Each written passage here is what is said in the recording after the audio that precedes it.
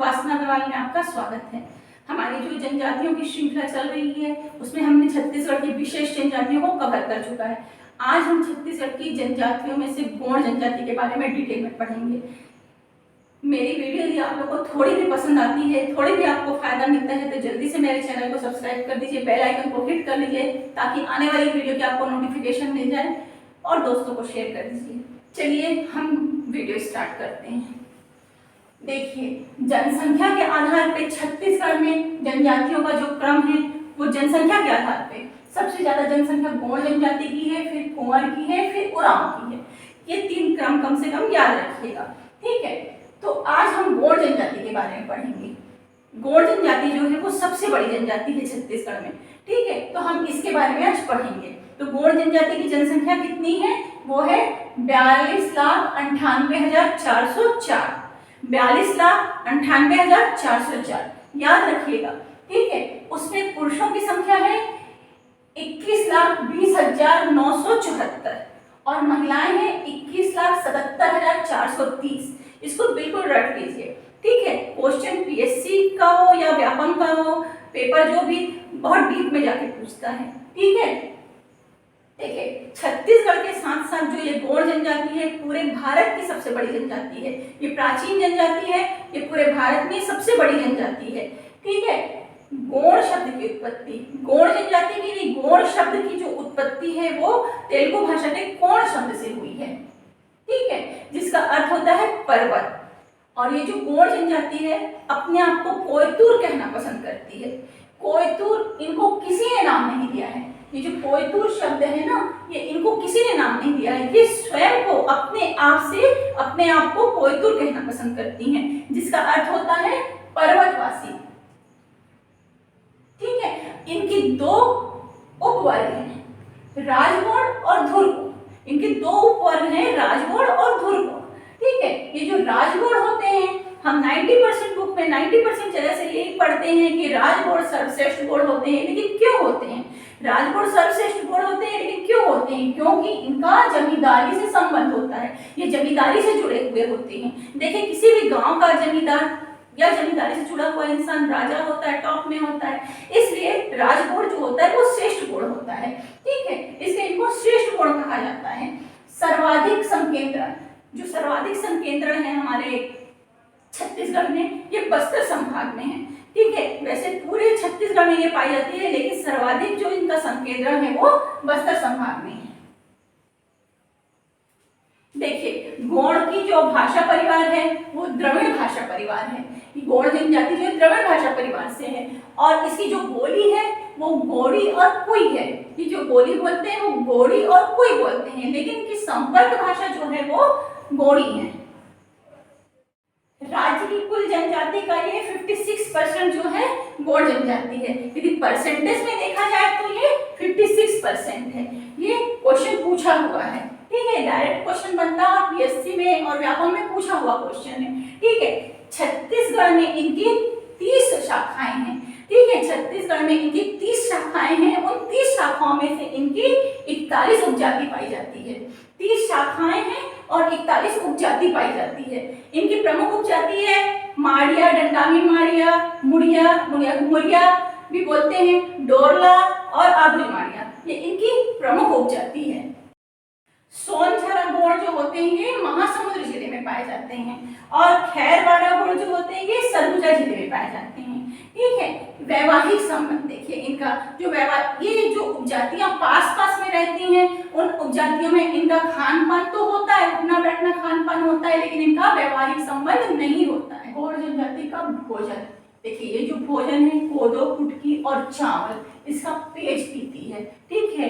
भात बासी खाती है और उड़द, मूंग, कुल्थी ये दालें खाती हैं। सब्जी में मौसमी जो सब्जी भाजी होती है उसको खाते हैं लोग। साथ ही साथ ये मांसाहारी भी होते हैं, सुअर, खरगोश आदि का ये मांस खाते हैं, ठीक है। और ये शराब जो है वो महुआ से बनी हुई पीते हैं, महुआ से निर्मित शराब ये पीते हैं। जो इनका पहनावा है, पुरुष पंछा और धोती पहनते हैं, महिलाएं लुगड़ा और कोलका पहनती हैं, ठीक है। महिलाएं हाथ, पैर और मुंह में, याद रखिएगा, हाथ, पैर और मुंह में भी ये गोदना गोदवाती हैं। इनकी जो अर्थव्यवस्था होती है वो कृषि प्रधान होती है। ये इनकी अर्थव्यवस्था कृषि और वनों पर आधारित होती है। ये जो स्थानांतरित कृषि करते हैं उसको स्थानीय भाषा में धारिया या व्यवहार कहा जाता है। ये इम्पोर्टेंट है, आपसे पूछ सकता है कि कौन सी जनजाति धारिया या व्यवहार कृषि करती है। ठीक है, पूछा हुआ क्वेश्चन भी है। और गोंडों की एक उपजाति है कंडरा, ये बांस का बर्तन बनाने का कार्य करती है। ये क्वेश्चन भी कई बार पूछा हुआ है कि कंडरा जनजाति किस प्रकार के बर्तन बनाने का कार्य करती है या बांस के बर्तन बनाने का कार्य कौन सी जनजाति करती है। गोंडों की ये उपजाति है कंडरा जो बांस के बर्तन बनाने का कार्य करती है। देखिए ये कहाँ कहाँ पाई जाती है, ये दुर्ग, बेमेतरा, धमतरी, बलौदा बाजार, रायपुर, इस क्षेत्र में ये जनजाति पाई जाती है। कंडरा जनजाति इस क्षेत्र में पाई जाती है। ठीक है, इनके प्रमुख देवता, इनके जो प्रमुख देवता है वो है बूढ़ा देव, ठाकुर देव, बूढ़ी माई, कंकाली माता, साथ ही साथ इनके दूल्हा देव और दंतेश्वरी माता भी इनके प्रमुख देवी देवता हैं। बूढ़ा देव का मतलब महादेव होता है। ठीक है, नृत्य देखिए ये नृत्य कौन सा करते हैं, कर्मा, शैला, क्योंकि स्त्री पुरुष दोनों करते हैं। सुहा और पंडकी जो नृत्य है ये महिलाएं केवल करती हैं। ठीक है, लोकगीत कर्मा, सुहा, ददरिया, भाग और विवाह गीत इनके प्रमुख गीत हैं। गौड़ जो जनजाति है वो पितृवंशी होती है। ठीक है, पितृ निवास स्थानीय जनजाति है ये। ठीक है, पितृवंशी है ये, पितृ सत्तात्मक इनका परिवार होता है। इनका जो पर्व है मेघनाथ पर्व, लारू काल और नवाखाई।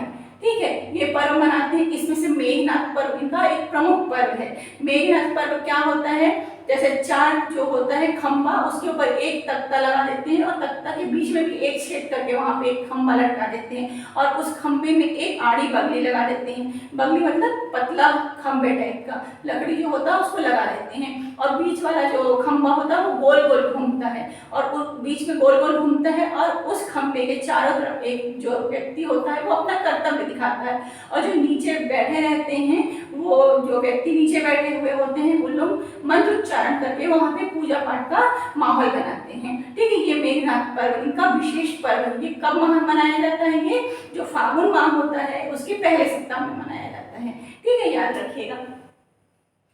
ये घर की दीवार में नोह डेरा अलंकृत करते हैं। नोह डेरा क्या होती है, एक चित्रकारी होती है जो कि ये घर के बाहरी दीवार पे पेड़ पौधे या जानवरों का चित्र बनाते हैं। घर की बाहरी दीवार पर बनाते हैं, उसको क्या बोलते हैं, नोह डेरा अलंकार। ठीक है, इनकी जो पंचायत का मुखिया होता है वो होता है राजा। देखिए राजा, इनकी जो पंचायत होती है उसका मुखिया होता है राजा। कैसे याद रखिएगा, गौड़ जनजाति सबसे बड़ी जनजाति है तो एक याद रखने के लिए कि सब में राजा जनजाति है तो उसका जो पंचायत का मुखिया जो होगा वो राजा होगा। ठीक है, याद रखने के लिए सिर्फ। ठीक है, और इनके पंच भी होता है। ठीक है, इनकी पंचायत में जो तलाक से संबंधित विवाद जो होता है उसको निपटाया जाता है पंच के द्वारा। तंत्र मंत्र एवं झाड़ फूक का जो जानकार होता है उसको क्या कहते हैं, बैगा या भूमिका। ठीक है, याद रखिएगा, तंत्र मंत्र का जो जानकार होता है उसको बैगा या भूमिका कहते हैं जो कि झाड़ फूक का काम करता है।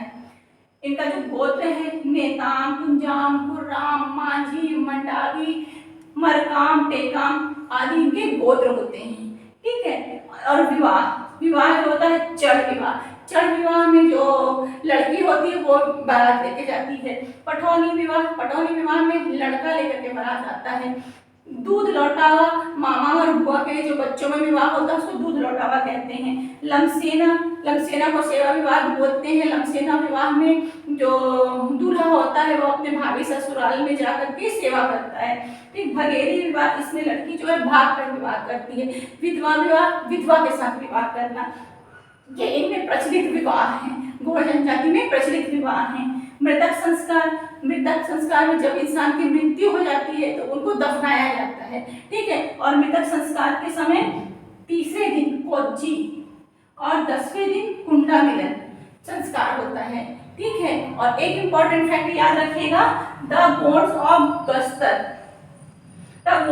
बस्तर जो है वो जॉर्ज गियर्सन की बुक है।